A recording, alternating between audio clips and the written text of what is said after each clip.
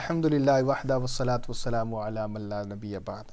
سوالات جوابات کی نشست میں آپ احباب کی خدمت میں حاضر ہیں۔ سوال یہ ہے کہ انگوٹھی میں نگینہ پہننے کا کیا حکم ہے؟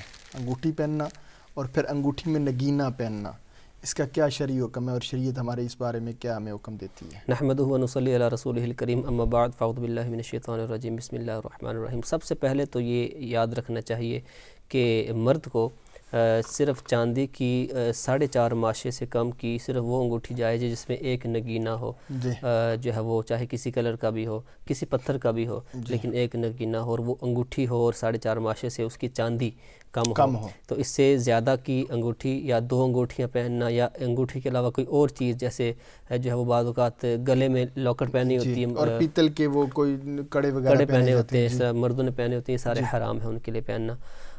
جو انگوٹھی ہے اس میں نگینہ جائز ہے، اور اس کی جو ہے وہ احادیث کا اگر ہم مطالعہ کریں تو ہمیں اس کے شروحات سے پتہ چلتا ہے کہ بعض ایسے نگینے ہیں کہ جن کے اندر جو ہے وہ دواؤں وغیرہ کی تاثیر کی طرح تاثیر ہوتی ہے، اور جو اس میں علماء نے بحث کی ہے۔ لیکن یہ نیت رکھنی چاہیے کہ کوئی بھی پتھر ہو وہ اپنے طور پر بالکل مؤثر نہیں ہے، اللہ تعالیٰ ہی کی ذات مؤثر حقیقی ہے، اور وہ پتھر جو بھی ہے وہ ذریعہ بنتا ہے۔ جیسے ڈاکٹر ہے، ڈاکٹر شفا تو نہیں دیتا، شفا اللہ دیتا ہے، لیکن ذریعہ ڈاکٹر بنتا ہے۔ تو اس میں روایت ملتی ہے، مسلم شریف کی روایت ہے، حدیث پاک میں حضرت انس بن مالک سے روایت ہے کہ نبی پاک علیہ الصلوۃ والسلام اپنے داہنے ہاتھ میں انگوٹھی پہنی جس میں حبشی نگینہ تھا، اور آپ اس نگینے کو ہتھیلی کی جانب رکھتے تھے۔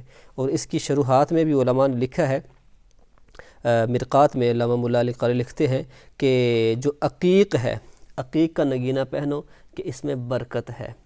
تو عقیق کے اندر برکت ہے۔ اسی طرح چند ایک اور بھی نگینے ایسے ہیں جن میں تاثیر ہوتی ہے، لیکن وہ تاثیر ان کی اپنی نہیں، وہ اللہ تعالیٰ کی پیدا کرتا ہے، اور اللہ تعالیٰ ہی مؤثر حقیقی ہے۔ لیکن ایسا کہ اس پتھر کو مؤثر حقیقی جاننا یہ تو ویسے ہی جو ہے وہ رب تعالیٰ کی ذات کے ساتھ شرک ہو جائے گا۔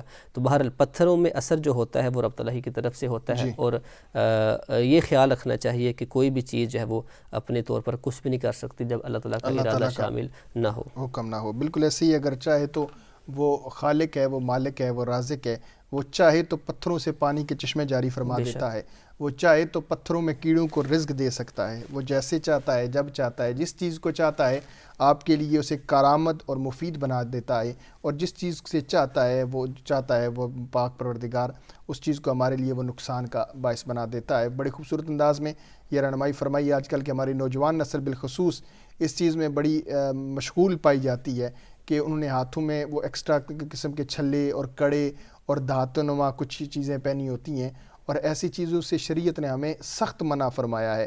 مرد جو ہے اس کی شان یہ ہے، اور رسالت مآب صلی اللہ علیہ وسلم کے فرمان سے ہمیں یہ بات سمجھ آتی ہے، مرد صرف ایک انگوٹھی پہن سکتا ہے، باقی یہ انگوٹھیاں وغیرہ پہننا یہ عورتوں کا کام ہے، مردوں کا کام نہیں ہے۔ مرد کا کام جو ہے وہ داڑھی رکھنا، چہرے پر سنت سجانا ہے، اور آپ صلی اللہ علیہ وسلم کی سنت کا پرچار کرنا ہے۔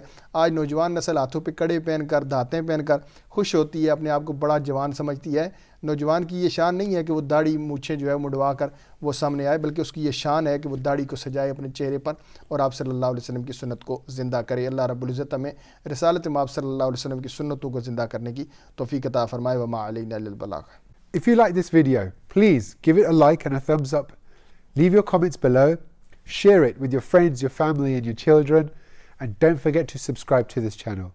We'll see you next time. Keep watching and spread the blessings to everyone. Assalamu alaikum wa rahmatullahi wa barakatuh.